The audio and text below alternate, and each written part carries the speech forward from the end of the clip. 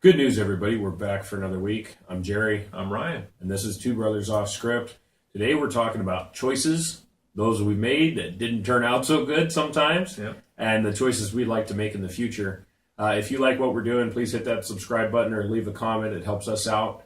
That would be a good choice to make. It would be a good choice to make. And every once in a while, we make bad choices.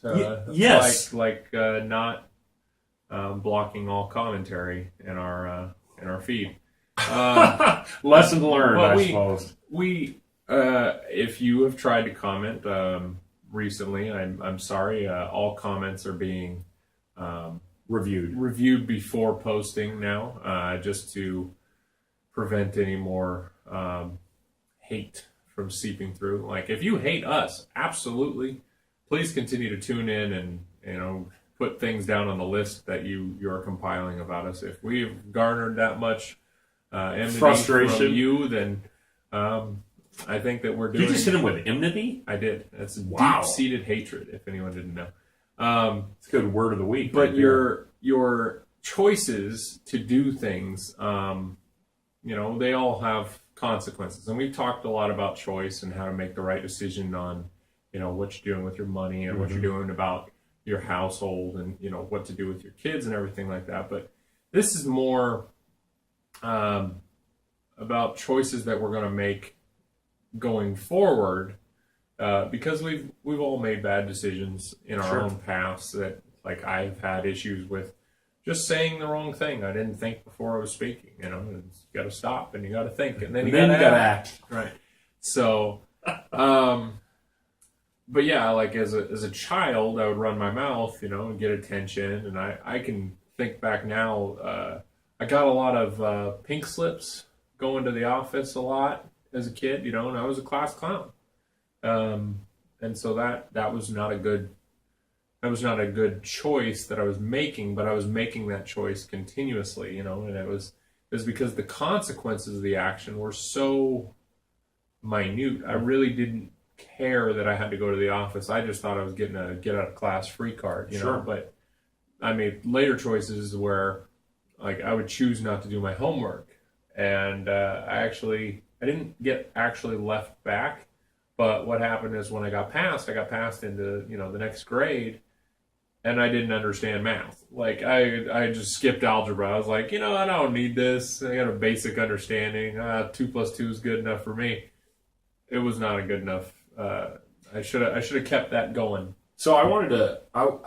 I guess I didn't do. So I'll say this: I didn't do my homework either. I had several conversations actually this week with folks that I work with, and in one of them I said, I as a manager, I believe strongly in trying to talk to people about where they are and talk to people about the stuff that's happening in their real life, but also talk to them in a way that I want to make super clear that I'm not better than anybody else. I started off pushing carts at Walmart, and we've discussed that I was fired from that job For being too good at it. no, for failure to follow instructions, right?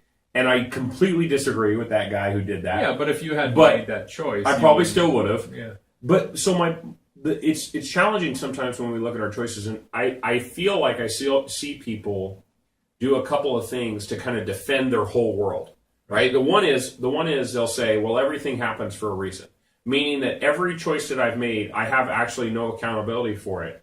I couldn't have made a better choice. I didn't make bad choices because, whatever happened, that's what was supposed to have happened. And so I'm just this unwilling puppet, streaming through the universe, not responsible for any of my own choices. And I'm like, no, that's dumb.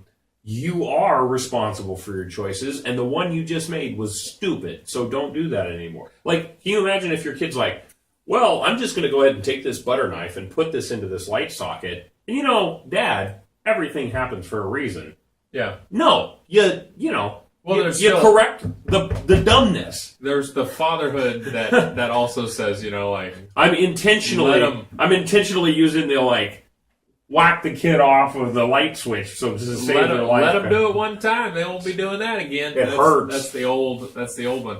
But no, I actually had an exposed socket experience for, I don't know, minutes at a time. There was this one socket. I think it was for a lamppost. I'm not even sure it was running on 120. But I touch it and it's just, okay, it's shocking me. It's shocking me. I think it was maybe like 10 or 12. I might have stayed 10 or 12 for a lot longer than I should have. But, yeah, that oh my goodness. You feel a shock. But, people use that as an excuse, I think, right? Like, everything happens for a reason, and I'm not going to criticize people's religious views.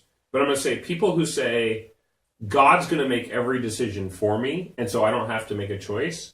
I personally struggle with that because I think if you believe in God, like, God gave you a brain and wisdom and intelligence and life experience to try to do your best to make good choices, and you're responsible for it. Free will allows us those things. And in the Bible, we are given choice and free will. So to choose to do something is not the same thing as the absence of choice, where you just decided not to make a choice and let whatever happen. But if you think about it, like every single time you have these questions, should I or should I not do this one thing? Quiet your mind. Stop thinking about what's going on Facebook. Go inside yourself and try and feel the choice. I'm not saying get one with the Zen or anything like that, but this would be if you let the Spirit talk to you, you would feel the right way to go. And then going forward, you're going forward with the confidence that that's the right choice to make. But make a choice. But you still made the choice to listen to that voice, your inner voice that told you these are the things I needed to do. I just feel like what I see people who stop, right? They'll get doors in front of them. They'll get opportunities. It could be a job. It could be a move. It could be a life change. And they'll stop and they'll be like, I'm waiting for, and I guess I feel like I see this more generally with people who are like within the Christian faith that I know. Next to every closed door is an open window. And they'll say, well, I'm just waiting for God to lead me. And they all want, I don't know how many people know the story of like, the dude with the fleece, but he's like over there flipping his sweater over to see which side's wet and which side's dry in the morning, decide whether or not he should do whatever he's supposed to do. Like, not every decision needs to be this miraculous intervention in your life, at least in my mind, when you're like losing your house. Yeah. Right? Like, if you don't have any money to feed your kids, if you don't have money to pay for your car to go to work, if you're not sure whether or not you should go pay a ticket at the police station because you got the ticket and you're like, well, I'm waiting for God to give me guidance, make a decision. That's not to be critical of people who have faith. It's just, I've seen so many people not make choices and their lives get wrecked as a responsibility. The worst choice that I ever have is going to a restaurant where there's no pictures of the food on the menu. Oh, that sucks. I have to decide that just based on the name, the description, or the name, and the. There's no dollar signs anymore. They just put a number there, and you're like, is that the calories? That's pretty low calorie. Oh wait, that's a high dollar amount. That's a price. Yeah. So is that per bite or something? But the lack of a decision is still the same thing. It's still a decision to let the world take you over. And unfortunately, there's so many people in the world now that they're making their own choices, and those choices are for their benefit and not yours. And so the people that are going to decide now and in the future that no matter what happens, I'm going to just plow through every objection, and I'm going to get to my goal, which is most of the time money. And when it comes to money, power is money. Money is power. You own people by owning their mortgage, or by marking up the gas tax or something like that. And there's always going to be someone who wants to control how you live your life. And if you choose to let that happen, I mean, you are subject to the laws of man, and you can't really just say, well, I'm going to go take money out of the bank, even though I don't actually have any money in the bank. Then you really have to, I don't know, each choice you're going to make is going to put you in that situation where you have to have prepared, in a sense, for that evil coming your way. Yeah, so like people are afraid. I mean, I've sat down and talked with people. Right now we're in a very turbulent, let's call it a turbulent political time, and people are afraid of what's happening in the world. And yet, right now, today, there are many countries around the world where people are in actual like physical danger of harm. Right. Right? There are people in the street with weapons aiming to kill other people in the street. Like, it's not, that's a reality in other parts of the world. So right now what we have is we have a lot of people afraid of a potential bad outcome. Right. Right? People fleeing a potential bad outcome. I heard the guy on the other radio the other night. He said, oh, there's been this huge influx of illegal immigration to Canada because of people afraid of the idea that they might get deported to their home country. Yeah. So they're fleeing north out of the United States into Canada. And he was talking about this as a political issue for him. True or not, I don't know, but that was his perception. And so when I think about this as a parent, I really like what you've said. Like, in some ways for us, these videos are like a time capsule, right? They try to put into a bubble the idea or the lesson. In case I get hit by a truck tomorrow, my kids could watch this and understand how I at least hope they would live their lives.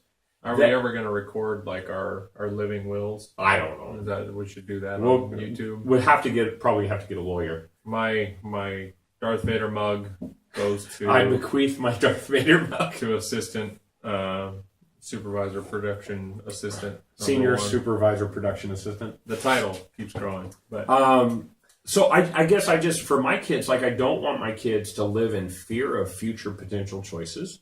I want them to be analytical about what could happen. And at the same time, I never want them to be paralyzed by fear into inaction, right? Mm-hmm. If I was in one of these countries where an angry mob is storming through the streets, or if I live in Florida and there's a hurricane coming, don't stay. Yeah. Right? Get your family, get your stuff, and get out. Don't take a selfie at a tornado. Don't take a selfie at a car wreck or a tornado. Just don't do it. Tsunami. I was just listening to the radio the other day. They were talking about how there's going to be a 9.0 on the coast up here that's going to basically rock our world. And that's pretty much unheard of for Washington, but all these quakes are happening out there, and that's something scary. At some point, right? Bad things happen that you can't prepare for, and bad things happen that you could have prepared for. Living in fear, I think, is a mistake all the time. But what I'm saying is, like, when you have clear evidence that you're under threat, and I'll take Syria right now. There are people who are living in Syria. If I was living in Syria, you'd be a Syrian. I'd be a Syrian first. Second, not a Syrian, which I found out is a different thing, but Syrian. Mm-hmm. If you put the A in front of it, it's a different group. A Syrian. So if I was living in Syria today, I would be one of those refugees. Right. I would get the hell out if they were bombing my city. Like, I just wouldn't stay in that kind of a situation. Maybe I wouldn't leave the country completely, but I would get out. In a situation where you live in a place where your family's in danger, like, get out. Collateral damage.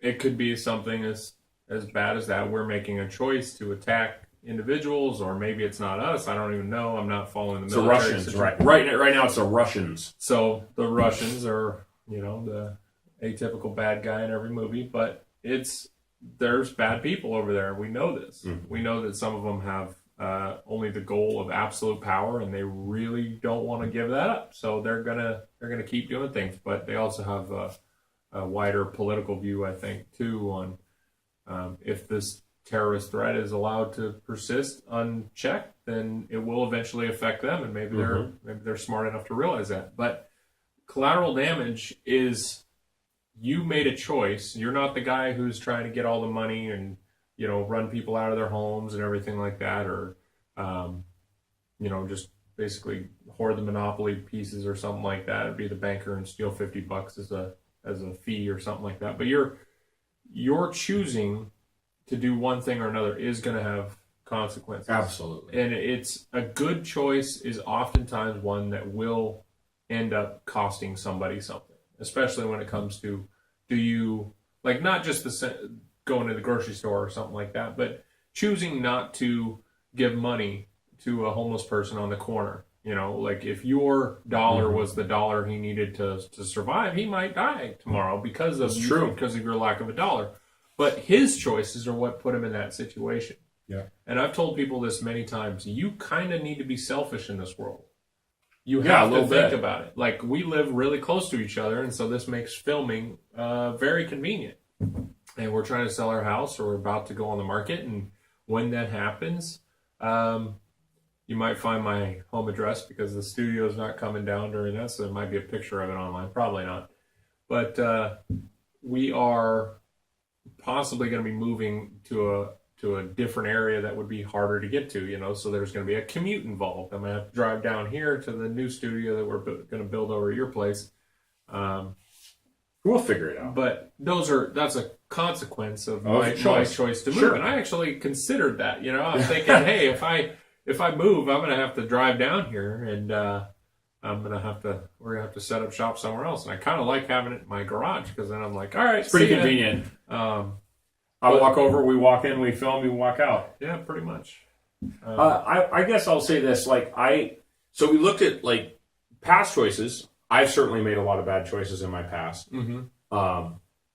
And I've heard people say this too, and I think this is another defense. Well, my bad choices got me to where I am today. So I don't have any regrets, right? And I think that if you live in a world where you don't have any regrets, I think you're being delusional. Yeah, and you're a sociopath. It's just, I think there's very nice people who have adopted this as a philosophy, and they say, it's I Zen. don't have regrets because, if I hadn't accidentally, here's a great example. If I had done my homework when I was in school, mm-hmm. I could have graduated from college before I went into the military.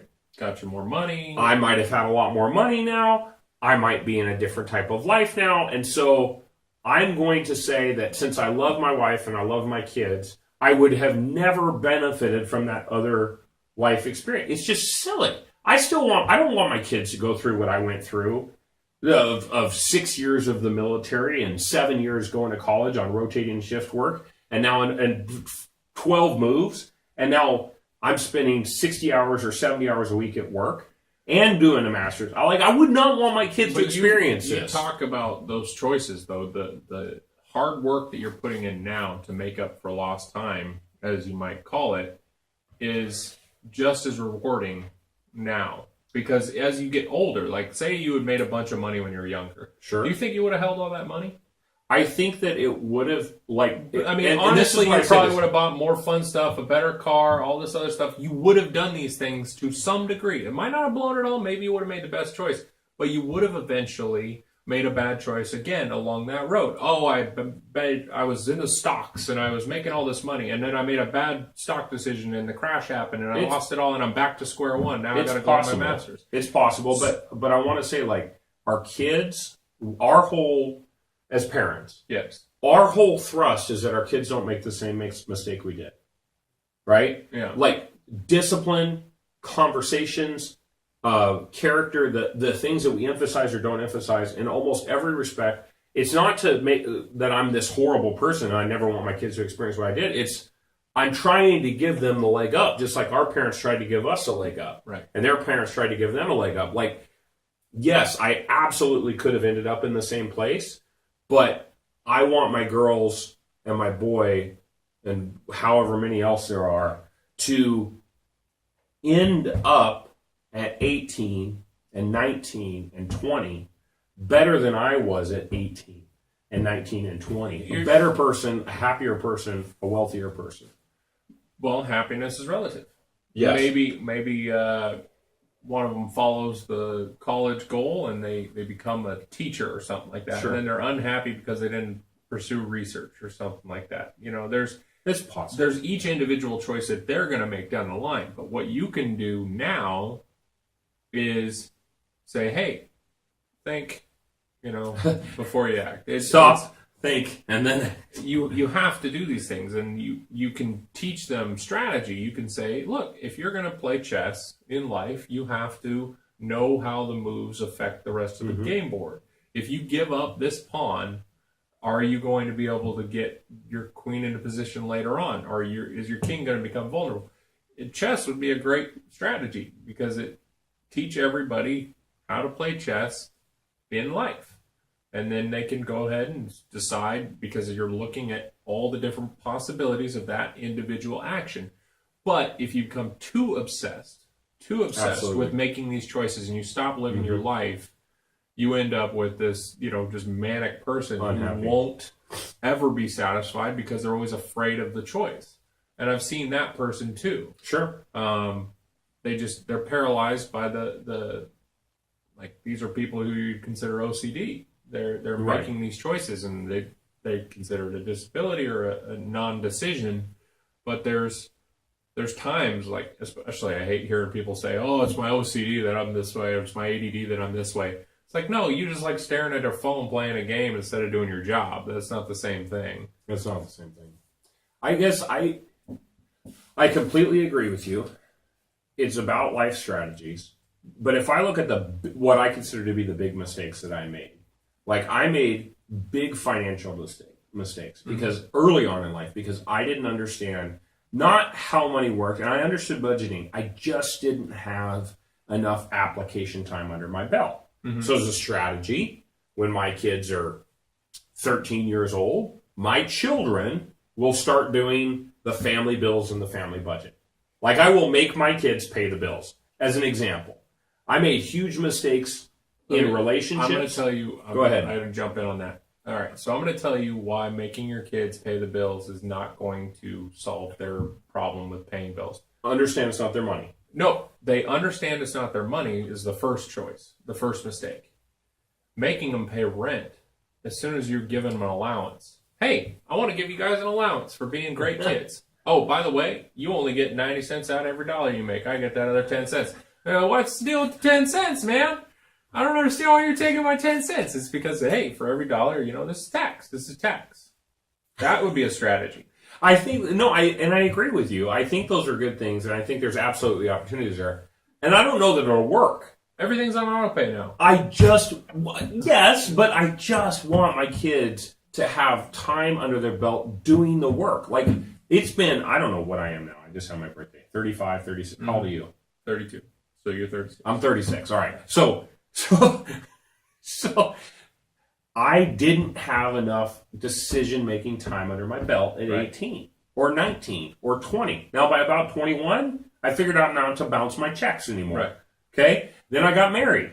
Yeah. Then we started over at learning some of those lessons. Okay? Shared finances. And we got a lot better. My wife is fantastic at that now. But it's lessons. And if my kids spend a month, every quarter doing that job, there's a chance.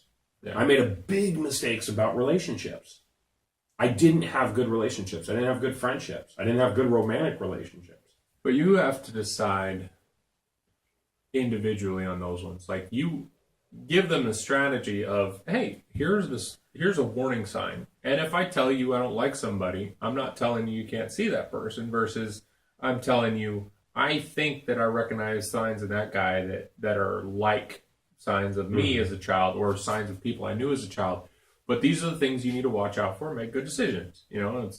It's the hands-off approach with giving them the voice. Now, some parents still will do that, but they'll do it to such a degree where, you know what, they're all going to make mistakes. Let's just let them do that. Go ahead and stick the knife in the socket and see what happens. It's okay. Here's a bunch of alcohol as long as you drink at our house. Yeah. Right? Like, let's set you up. Let's set you up with an unhealthy habit, right? Because we're doing it under controlled circumstances. Right. I knew a person I talked to, wonderful person. Her kids were sexually active in their teens.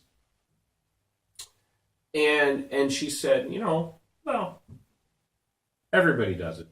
So I just want them to be safe. And I was like, so I get where you're coming from, but can't this also be like emotionally hurtful? Yeah. Oh, well, yeah, it creates a wrong. It's a friendly parent as opposed to a parenting parent. And I knew exactly the same people drinking and smoking and with their parents' consent, with parental consent, not mine, but they didn't know any better, or they didn't know about it. Let me ask you this: do you think like this idea of, well, I made a mistake, so I can't tell my kids not to make the mistake? No, you has absolutely. it's just to me, it's like retarded. Yeah, you absolutely need to tell your kids the mistakes that they're making because of Your experience. My experience says that if you go down this path, there's a good chance you're going to encounter this decision. And if you decide the wrong way at that moment because you were drunk to get in your car at your friend's house and try and drive home, and you get in a car wreck because you were checking your phone, because different things, like I didn't have a cell phone when I was doing this stuff. No, I didn't either. I had to pick up a landline and call somebody and say, hey man, I'm kind of wasted, I'm going to drive home in a couple I didn't hours. have to do that. But no, that actually happened when I said, I had a beer, I'm going to sleep it off. I think it's the only time that I ever said anything about it, and I didn't come home, but I told them where I was, so I didn't worry as much. But the fact that it still happened, it was one of those situations that was just a weird, through the glass moment, when you're looking at your parents and they can't reach you or something like that, so you're not afraid of getting smacked. But no, it's if you do the hands-off parenting approach, or you let your kids make the mistakes because you made the same mistakes and you think that that's going to turn them into a better person, that you're just, you're continuing the process of making those same mistakes, and they will later on make those choices on their own. Yeah, how can your child ever stand on your shoulders and go farther than you have if they are handicapped by having to learn everything you learned through the exact same choices and mistakes? I mean, there's a chance at least that knowledge prevents bad choices. We get lucky if we get self-driving cars by the time our kids are driving, so they can't wreck. But then there's those people who have a fear of the future, right? And so there's people who say, well, they call it like the singularity, where man and machine and robot are all going to like hook together, and we're going to like download our consciousness into the internet. We're all going to be, playing video games and flying through the air and building new. You want to be like ScarJo and Lucy? Well, so I'm just saying, like fearing the future can be just as much of a it can paralyze you just as much as fearing like the mistakes of your past. And if you get a new heart, like if you get a mechanical heart, you don't become less you. You're still you. But oftentimes these are choices that are made in the moment based on a need.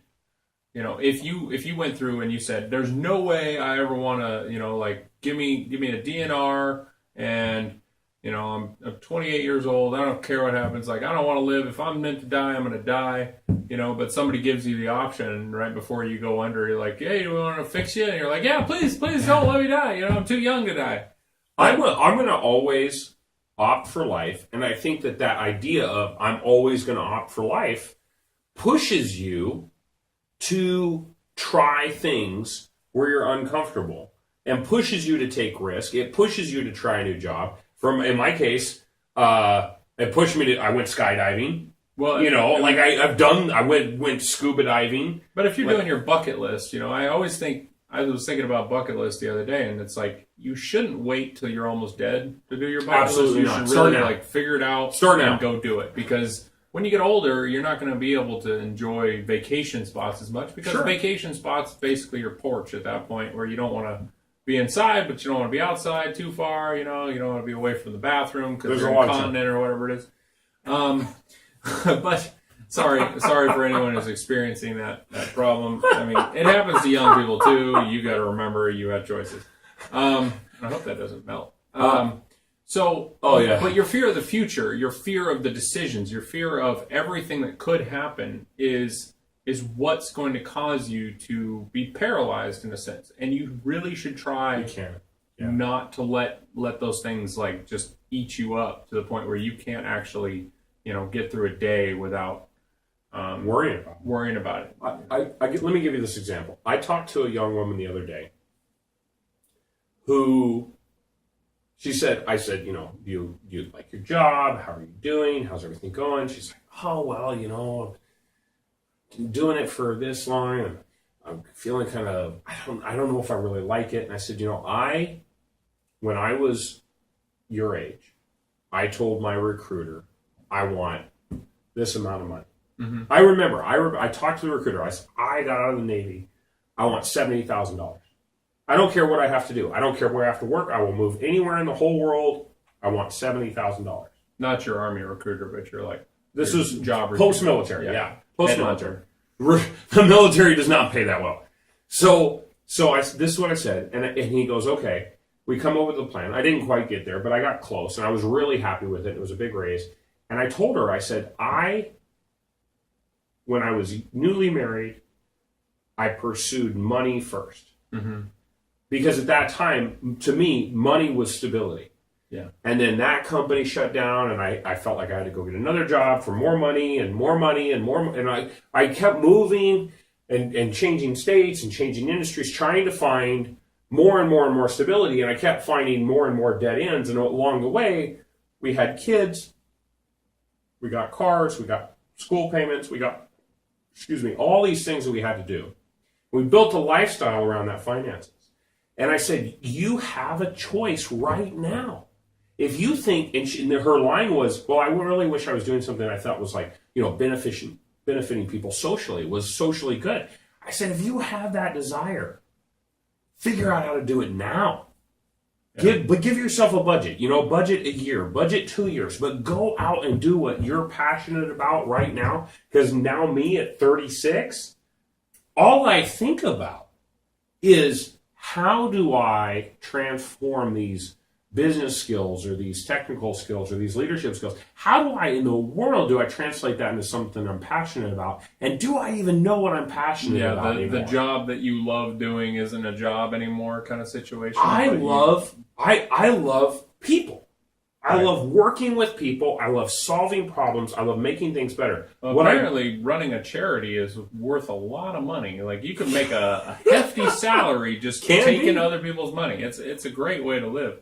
But we're not all going to make it to that point. We're not all going to be millionaires. We're not all going to have worry-free lifestyles because we've got so much money, because we made a few good choices.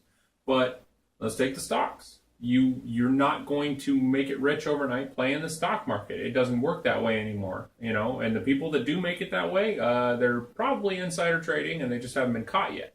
So you could start a business. Like the only way you're ever going to be truly happy, and I'd say this for most people, like there's some people out there who just want to flip burgers, but I think even they would like more money. So when they raise the minimum wage to an unhealthy level, and McDonald's can't afford the people anymore. McDonald's will have robots making their Wendy's hamburger. is already putting them in. Are they? They're putting in self-ordering robots in over 1,000 restaurants, so they could basically get rid of the person who stands there and shoots. I read a book when I was a kid called The Stainless Steel Rat. Yeah. And he went to one of his experiences was he was hiding out from the cops in a McSweeney's. I think it was some kind of a burger place. And there was no humans.